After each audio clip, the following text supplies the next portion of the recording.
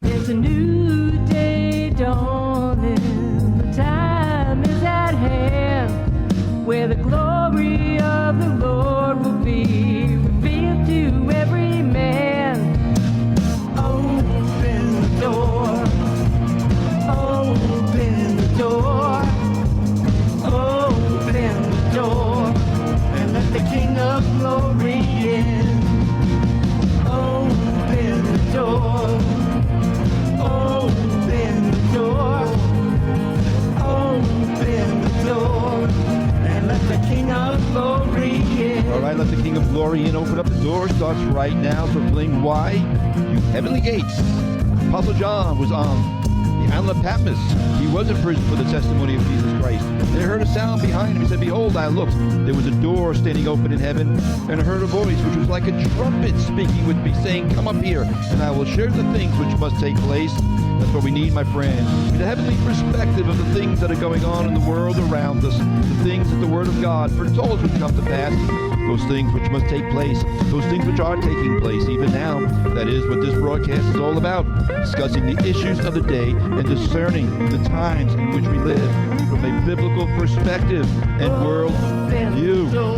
Today, everybody, what you are about to hear is the fusion of heart, mind, and soul. I want to welcome everybody from all across the fruited plain and all around the spherical globe. Of course, thank you. Thanks for tuning in to this week's edition of Open Up the Doors, which is being streamed live right now on my Open Up the Doors Facebook page over at facebook.com/FaithFM 91.7. If you've never liked my Open Up the Doors Facebook page, please like the page and let me know where you are, in fact, watching from, listening from, and joining the conversation there in the comment stream, and I'll try and address that every so often as I see any comments popping up. If you have any questions or insight you'd like to share in the comment stream, I'll share them. Or even better yet, hang out if you're able to for the second hour when I will be going to the phones. If you'd like to call in and be part of today's broadcast in the second hour, just write down the phone number, 631-725-2069. That's 631-725-2069. If you'd like to be part of the broadcast today. We are streaming all around the spherical globe via the internet. If you're outside of the Faith FM broadcasting area, you can download our free app. We have the app for both the Android platform, of course, and the Apple platform. Just look them up at your respective app supplier. Look up Faith FM, in Sag Harbor, and you'll download it. It's free, and you'll get to listen at your discretion to all the great Christian programming we have here on Faith FM. All right, I'm going to get to it. There's a lot to get to. I say that every week because every week there is a lot to get to. All right. Oh, so I just see somebody logging in on Facebook. A good morning from Northeast Florida. Angel Wells. Nice to see you there, bro, or sister. Angel can go either way. I don't know if it's a female or a male, but good morning. Thanks for joining in over there on Facebook. Yes. All right. Just want to say hello and greet people as they're coming in. Let me get on with it here. Winston Churchill once both seriously, and I've got a very serious broadcast today, but Winston Churchill once both seriously and humorously said regarding democracy, he said this, quote, democracy is the worst form of government except for all the others. I always like that quote. But now in our times and political climate, we keep hearing the leftists and the Democrats voicing their vacuous accusations and mantras of Republicans being a quote-unquote threat to democracy, all the while as they are the ones actually engaging in trying to create a Kritocracy. And that's what I want to talk about today, because a Kritocracy probably actually is one of the worst forms of government that could possibly be. Yes, Mr. Churchill, you are right. Democracy is the worst form of government, except for all the others. But the folks on the left, along with their unelected unelected judicial activists incessantly keep whining about how this present administration and its supporters is quote unquote a threat to democracy, somehow overlooking the fact that this administration was democratically elected. But don't try and put that square peg in a round hole, because it won't fit. But they keep on bellowing that Trump is not a king and this is not a monarchy. And yeah, okay, they would be right on that point. Trump is not a king and this is definitely not a monarchy. We have a point of agreement there. We're not a monarchy. But neither are we a Kritocracy. Now, what is a Kritocracy? For those in Rio Linda, as Rush Limbaugh used to say, for those in Rio Linda, a Kritocracy is a government ruled by judges. According to Google, I was looking this up a little bit the other day, getting some background information here for this broadcast. And it's funny how Google, their first reference when I typed in Kritocracy, they actually kind of got it wrong, as I'll explain in a moment. But according to Google, a Kritocracy was the system of rule by biblical judges in ancient Israel. Now, I thought it was interesting that they would raise that, but that's not really quite correct. They said it was the ancient rule of the way Israel was, ruled according to Moses in the book of Exodus before the establishment of the united monarchy under Saul.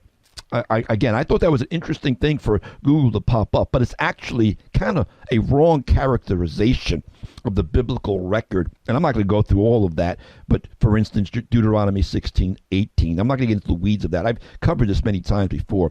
But just for the record, Google, Israel was actually a theocracy / it was actually a theocratic representative democracy of sorts.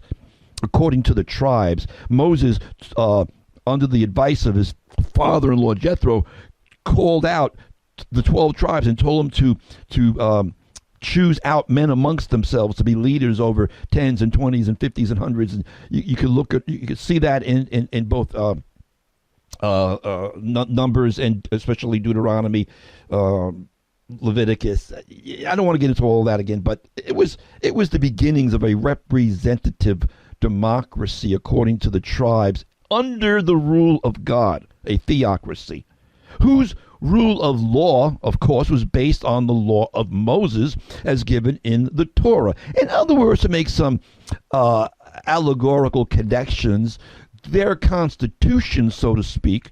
See, America has a constitution. Well, the constitution under Israel's theocracy / theocratic representative democracy, their constitution was the law of Moses.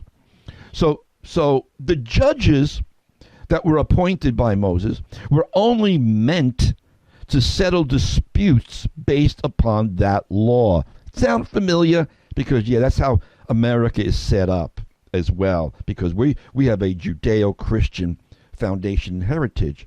But according to the law of Moses and our Constitution, the judges were not given power to create or legislate new laws. They weren't there to distort and pervert what the law clearly said. In the case of Israel, the law of Moses, and in the case of America, the Constitution, which is the law of the land. Judges weren't to rule over Israel as a law unto themselves, with every man doing what was right in their own eyes, to coin a phrase out of the book of Judges. So no, Google, Israel was not set up as a Kritocracy, and neither was America. So that begs the question that I want to raise for today. When did America become a Kritocracy, a government ruled by judges? Because over the last several months, and I've been pondering this for a while, I've actually been sitting on this broadcast today for several weeks now, because this is the question of the hour as I look upon and see what the judiciary system in this country has become over the course of time, but it's getting worse and worse. And we're seeing it coming to a head as an activist judiciary tries to thwart President Trump, a duly elected president, tries to thwart him from executing the things he was elected to do. How do these unelected district federal judges that were appointed have so much power as to overrule the president of the United States? Well, actually, they don't. But I'll touch on that a bit later. But before I get into the larger political debate with all of its ramifications, before we assess the political, let's start with the personal. Because if you're wondering how this might be relevant to you personally, how what's going on in the judiciary and amongst the courts in our country, how this has a effect on you. A lot of people want to disengage from the political things going on. But folks, this has a very, very not only political ramification, a personal one. Let me share this bone-chilling story with you of something that's been going on up in, I believe it's Maine. Let me read this article here, and I'm going to comment on it to bring it down to the personal.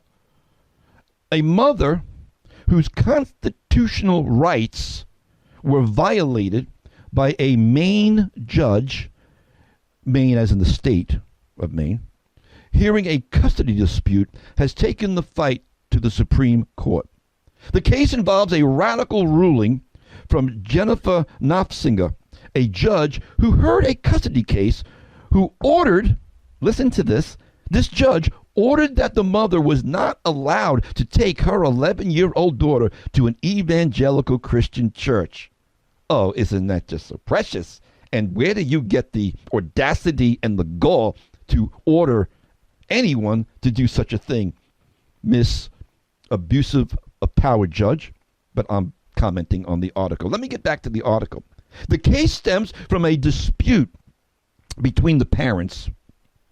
Divorce is terrible, folks, and that's a whole other issue. But this is where these things go.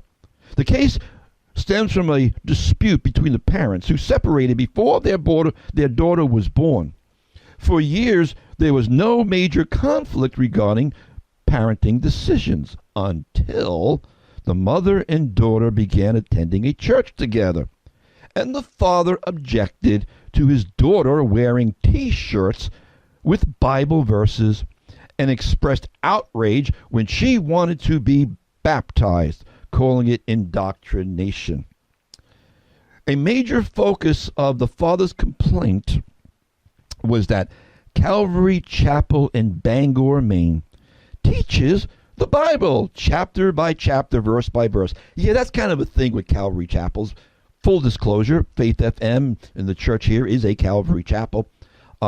I don't belong to the church here. I go to another church. I'm not affiliated personally with Calvary Chapel, but this church and this radio station is in large measure.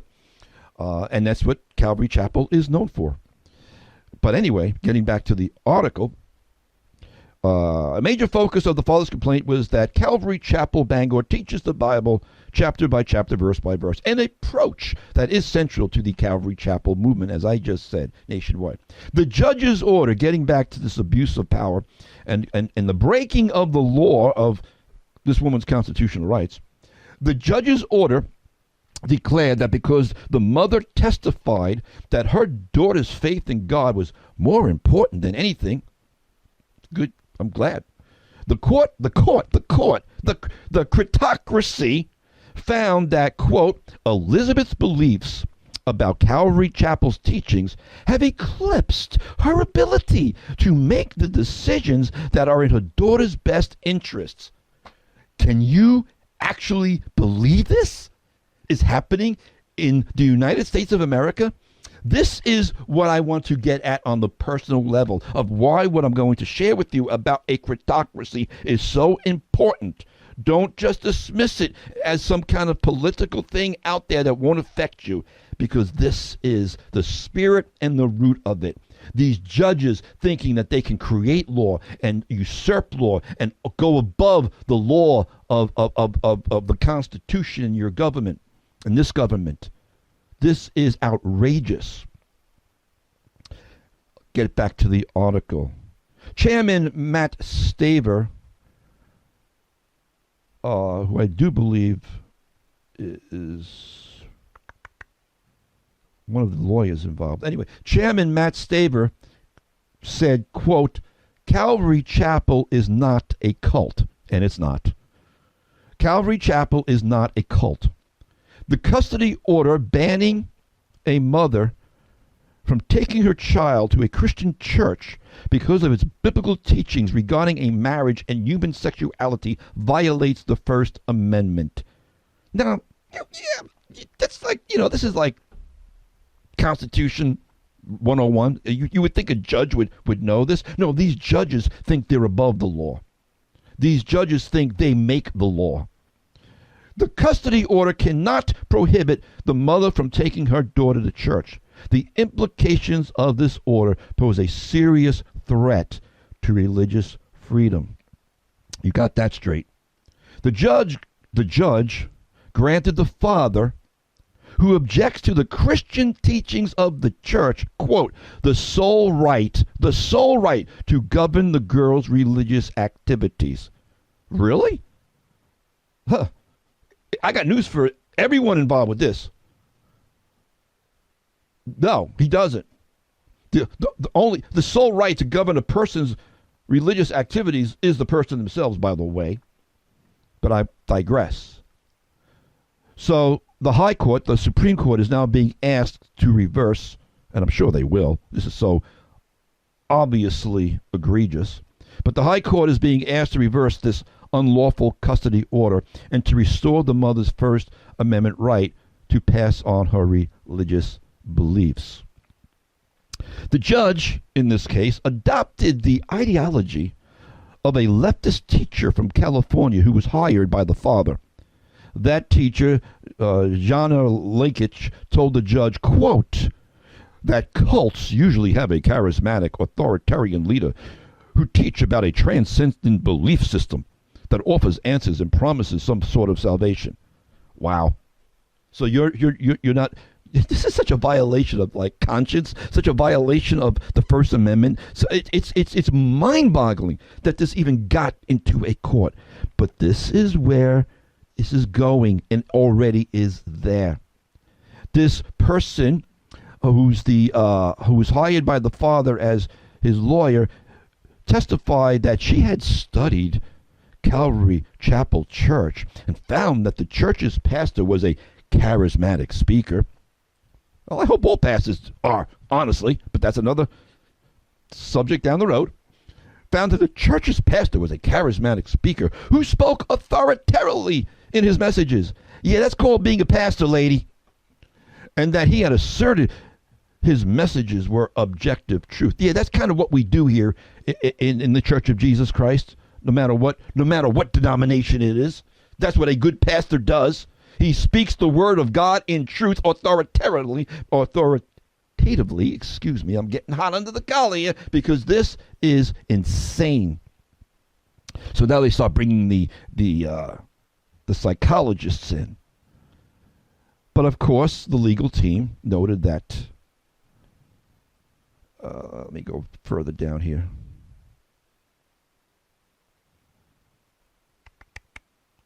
It goes on. It goes on to some of the weeds, some of the back and forths between how the church prays and how the child is being influenced by the mother's religion and the church's way of praying and calling it psychologically harmful. This is why I want to talk about this topic, because it's not just political bantering. The court systems in America have gone off the rails. The judges. Now, I'm not saying every single one, but there is a trend. There is a trend here that's really, really. I I have done numerous broadcasts through the years on the perverting of our justice system and the corrupting of the judiciary. Just go to my YouTube page or my Rumble page, and you will see half a dozen at least, probably more like closer to 9 or 10 different broadcasts that I've done through the years on the corrupting of our judicial system. I've done so many, and this is just another one. But it's getting worse. These are corrupt activist judges. And they've been doing this for a while, and it's just gotten gradually worse and worse as more leftist active judges have been appointed across the country, where they've been ruling, like this judge in Maine, by judicial fiat for years. And now with this Trump administration trying to do things that he needs to do in our government to right this ship, to get this stuck ship of America off the sandbar it's been stuck on.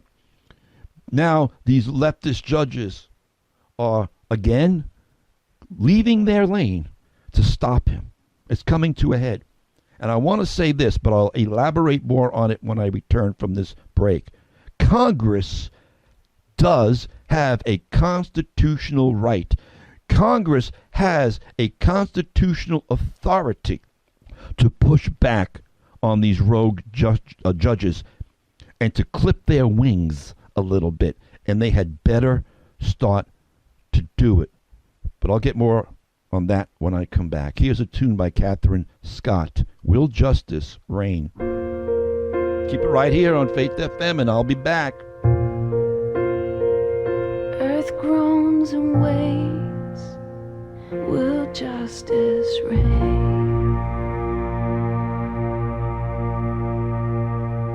That was Catherine Scott, Will Justice Reign? Welcome back. Andy White here on the radio, tearing down strongholds.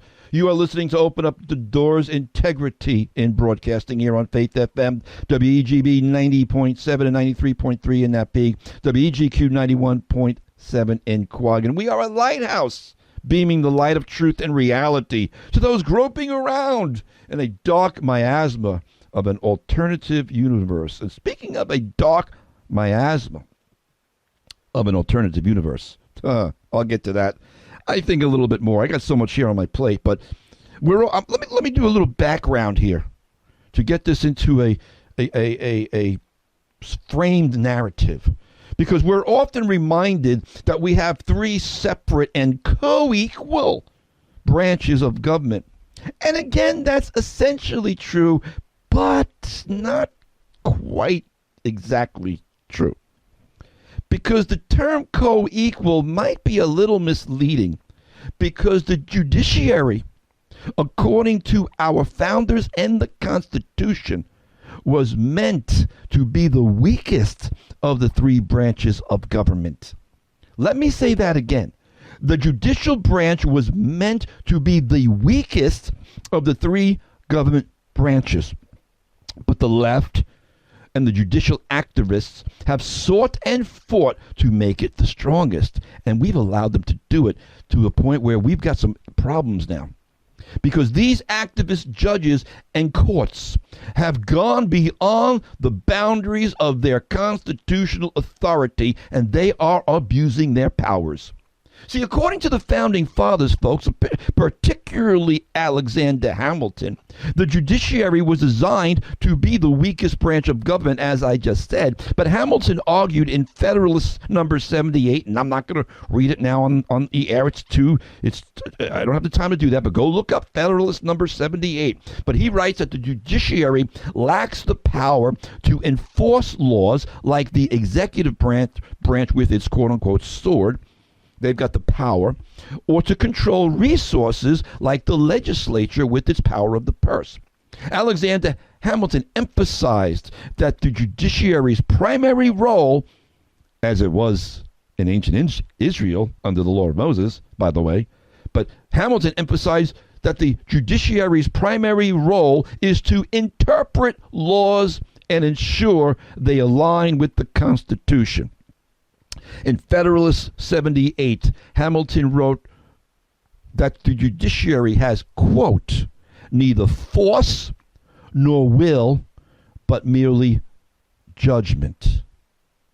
Neither force nor will, but merely judgment. So how does a district court then order the President of the United States to turn a plane around that's carrying criminal, illegal aliens to Salvador? How does he order that plane to be brought back? Well, because he's out of his lane, and constitutionally he can't do it, but they're getting away with it because they're being allowed to get away with it. And we're going to see this come to a head. Remember, the Democrats kept saying when Trump is elected, there's going to be a constitutional crisis. Yeah, there is, because of them. Because they're going to skirt and go around the Constitution. And of course, blame Trump for doing it.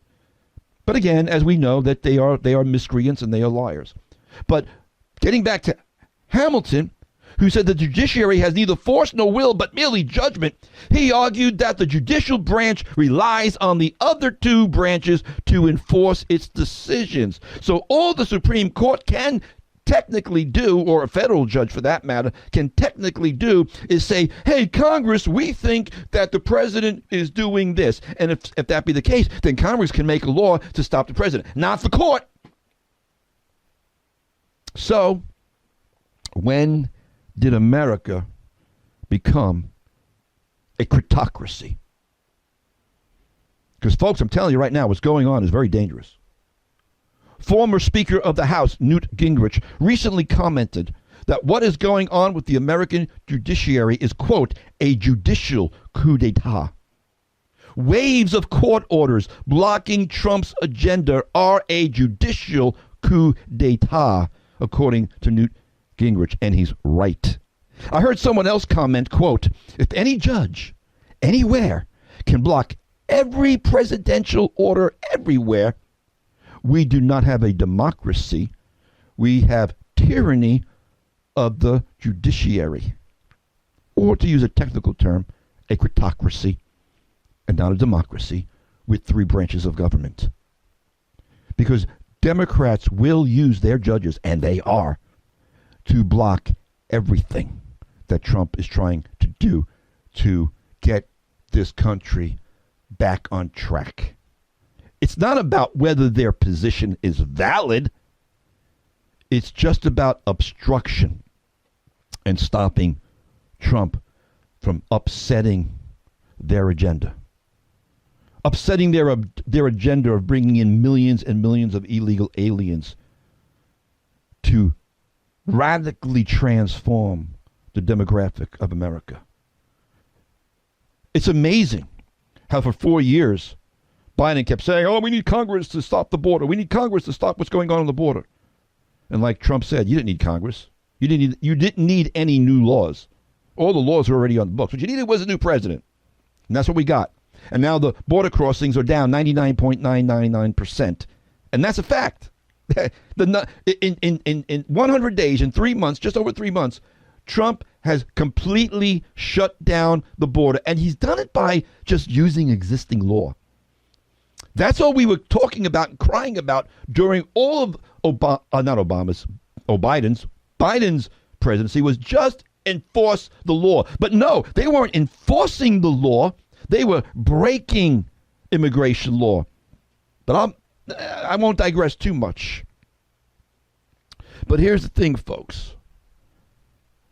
The courts have been siding on this insanity.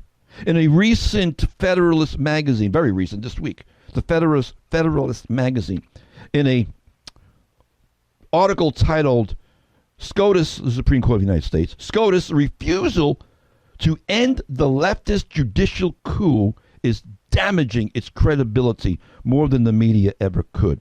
According to the author here in the Federalist magazine, I'll pull out a few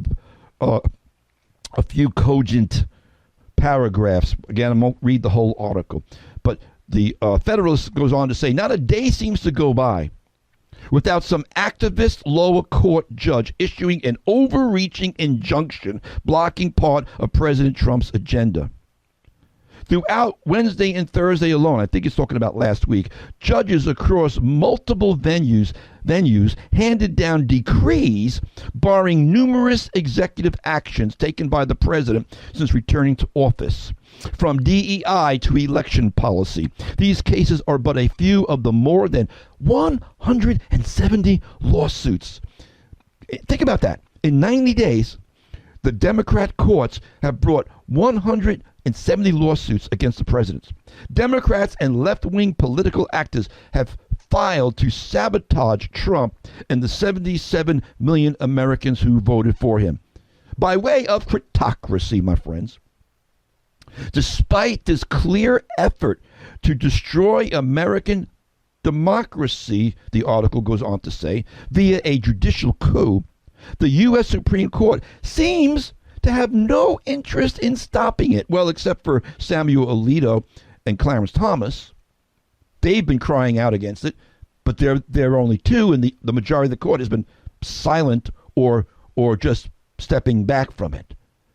According to this article, the nation's highest court has had ample opportunities to halt these lower court judges' destructive antics, but has repeatedly declined to do so.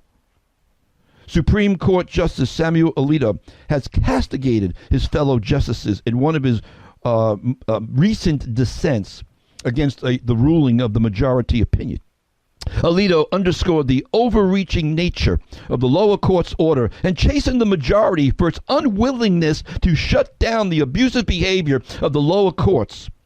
Alito wrote in his dissent, quote, "Does a single district court judge who likely lacks jurisdiction have the unchecked power to compel the government of the United States to pay out and probably lose forever $2 billion in taxpayer funding?" He was responding to a case they were going over. The answer to that question should be an emphatic no, but a majority of this court apparently thinks otherwise. Last weekend, or actually 2 weeks ago now, in the dead of night on Easter weekend, I remember another court proceeding in the dead of night during Passion Week, but I digress. In the dead of night on Easter weekend, without explanation, 7 of the justices essentially usurped the executive branch's authority over immigration by blocking Trump's deportation of Venezuelan gang members.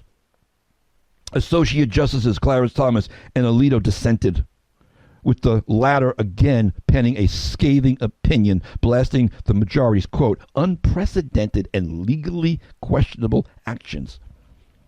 This is Clarence Thomas and Alito. These are brave men. And they basically called out the other 7 justices as unprecedented and legally questionable. You've got Supreme Court justices accusing the other justices of legally questionable antics, especially regarding this whole issue with immigration. Federal law, 8 U.S.C. paragraph 1357, expressly authorizes Border Patrol to make warrantless arrests for immigration violations, particularly if the person is entering the U.S. illegally. But all you've been hearing on TV lately, because of the miscreants in the media, the leftist miscreants, all you hear about is due process, due process. These people need due process. Really? Due process for illegal aliens? No, that's not in the Constitution. They try to twist it and make it sound like it is, but it's not. They're liars and they're wrong. The Biden administration literally brought in millions of foreign nationals into this country illegally. The Biden administration brought them in, disregarding and breaking America's immigration laws, even flying them in on planes in the dead of night and dispersing and seating them around the country. And they got away with it. It was all illegal. The administration was breaking the law, but not a peep from the courts, not a peep from the judges. The Democrats and the courts said nothing about it. It was illegal and skirting around the proper immigration process. They want to talk about due process. But now those who came in here illegally through an illegal process, now the courts say they got to be deported under the auspices of due process. How does that work? It doesn't. and is a perverting and a twisting and a corrupting the laws and the constitutionally sold for the sake of stopping Trump. They're breaking the Constitution solely for the sake of stopping Trump. Excuse me. These lawless judges have no regard for the law, my friends, as written. They have no regard for the lives of the American citizens that have been, in many cases, tragically affected by this chaos and insanity.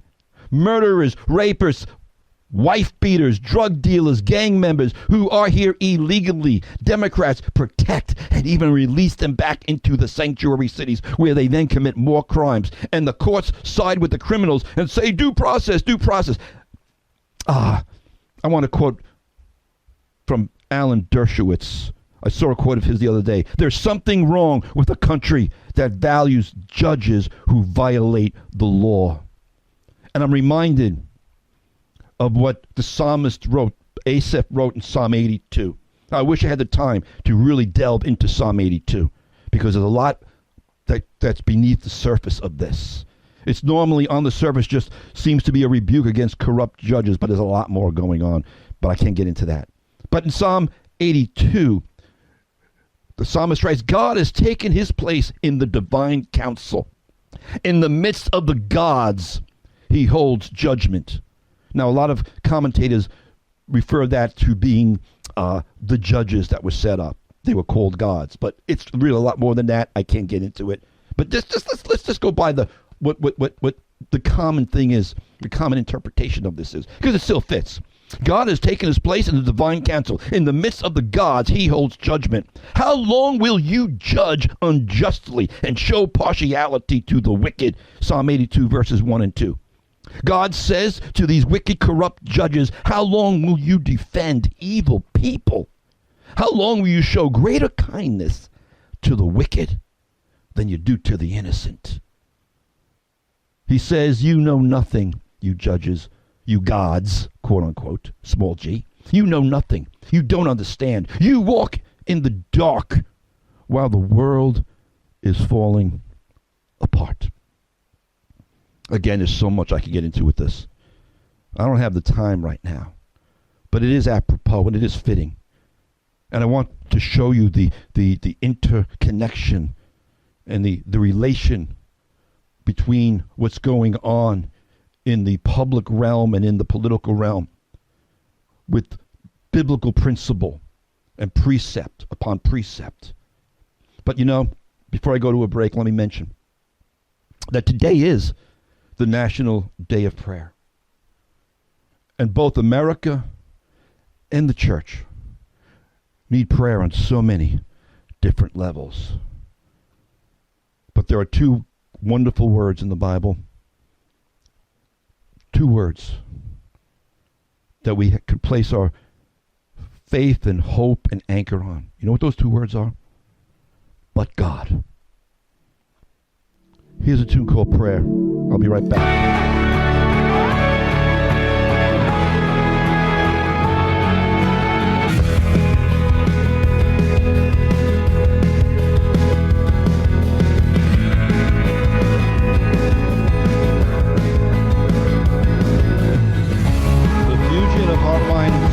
Open up the doors and daily right here on Faith FM, WEGB 90.7 and 93.3 in Navigue, WEGQ 91.7 in Quad. Just a quick broadcast memo note. The first hour of the broadcast re-airs today at 3 p.m. Thursday and 1 p.m. again on Saturday. If you missed any portion of the broadcast, just leave it right here on Faith FM. Listen to a lot of other great programming, and you'll catch me again at some point in time. Or you can also find me on my YouTube and Rumble channels. Just look up Andy White, Open Up the Doors. If you happen to be on either YouTube or Rumble and you're on that platform and you've been wondering if I'm over there, yeah, I am. Just do a search and you'll find me. And please subscribe and to those platforms if you would like. I'd appreciate it so much. Planning on going to the phones in the second hour. The call-in number is 631-725-2069, 631-725-2069. If you'd like to call in and be part of today's broadcast and share your thoughts. Maybe you've got some things going on in your neck of the woods that speak into this situation. There's a lot going on across all of America with these judges in different ways, and it's coming to a head. And I don't know how it's all going to work out. I really don't. But I do know this. The longer a majority on the high court, the Supreme Court, allows this perverse judicial circus to continue, the more faith citizens will lose in its ability to operate as a capable branch of government, if we haven't already. I think it's right there on the edge. People are really losing faith in the judiciary and in the Supreme Court. And it can be corrected, and it needs to be corrected. But as I shared a moment ago, the Supreme Court's failure to decisively put down this cabal of radical judges leading a Democrat insurrection against the president, it will have a lasting destructive impact on the court and the Constitution. They've been, as I said a moment ago, they've been mostly silent. And the rare instances in which SCOTUS has ruled, it's been timid and ambiguous. And that's part of the problem. All the while, this judicial tyranny is growing. Just like that story I shared in the first block, where this main judge thinks she's got the authority to tell a mother she can't bring her 11-year-old to church. That alone should make your blood boil. And if it means defying that judge, it's contempt of court. Yeah, I'm going to hold that court and that judge in contempt. Fine. Throw me in jail. We've got to take a stand against this, folks, because our founding fathers would have never allowed for it, and they didn't. That's why we got a country today that's fundamentally founded on Judeo-Christian principles and ethics. The whole idea of three branches of government comes from the Bible. Oh, I know. The secularists think it comes from the Enlightenment. I'm not denying there are some Enlightenment philosophies intermingled in that, but not as much as they want to make you think. It's mostly based on the precepts and the principles of the Word of God. And to whatever degree the Enlightenment philosophy filtered in, there was this general, the laws of nature and of nature's God kind of fundamental belief in that. But this judicial tyranny is growing. And here's the thing. I'll say it again. Congress has the constitutional authority and power to defund and restructure the federal judiciary. That's not even a maybe. That's in the Constitution. The Constitution calls for a Supreme Court. That's it. But it gave Congress the right to set up the lower courts. So when we have these rogue judges and these activist judges and these crazy district courts, Congress has the authority to shut them down. Now, the ignoramuses on the left might say that'll bring about a constitutional crisis because they don't know the Constitution, and to whatever degree they claim to know it, they misread it or misapply it or ignore it or dismiss it or twist it. But it's plainly there. Congress has the constitutional power to defund and restructure this three-ring circus. They have the power to abolish or establish the lower courts and the setting up of their jurisdiction. And they would be smart, if not courageous too. You see,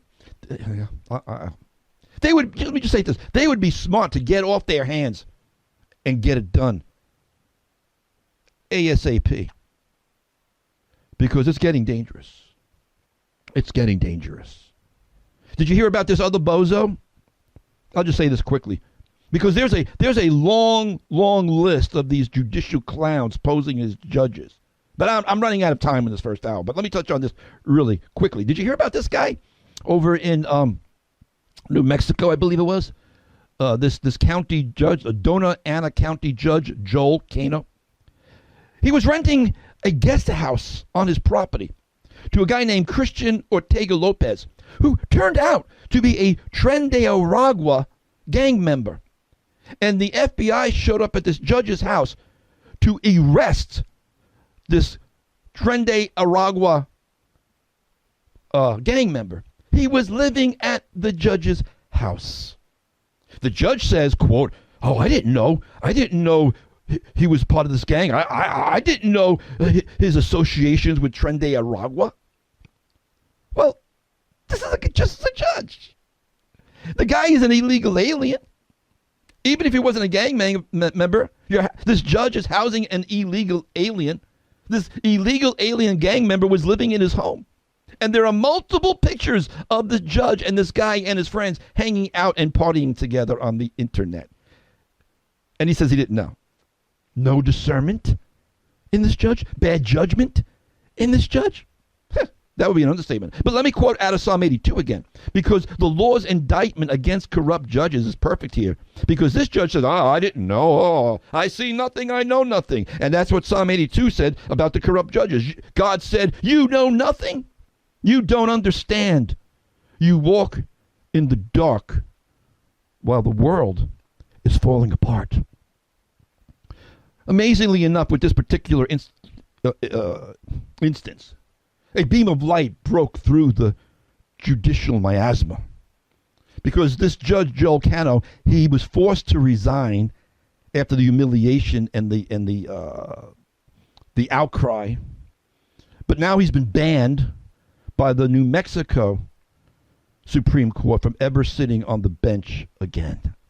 According to the Epic Times, the New Mexico Supreme Court on Tuesday, just the other day, barred this judge from exercising judicial authority in the state in the future. And reports and court papers stating that the alleged Tren de Aragua gang member was arrested living in a building behind this judge's home on his property. On Tuesday, the state Supreme Court of New Mexico ruled that the former Dona County Magistrate Judge Joel Cano, who submitted a letter of resignation last month, quote, but they're going to put the nail in the coffin, shall never again hold or become a candidate for or run for or stand for election to any New Mexico judicial office in the future. Well, amen to that. That's one. Unfortunately, there are thousands out there that need to be removed. But I'll close this first hour out with the last verse out of Psalm 82. Rise up, O God. Rise up, O God, and judge the earth. For the nations belong to you.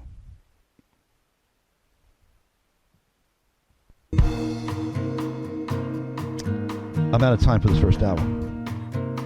Stick around for hour 2. We have a lot more to talk about. And in the meantime, watch, stand fast in the faith, be brave, be strong, and let all that you do be done in love. And keep it right here on Faith FM.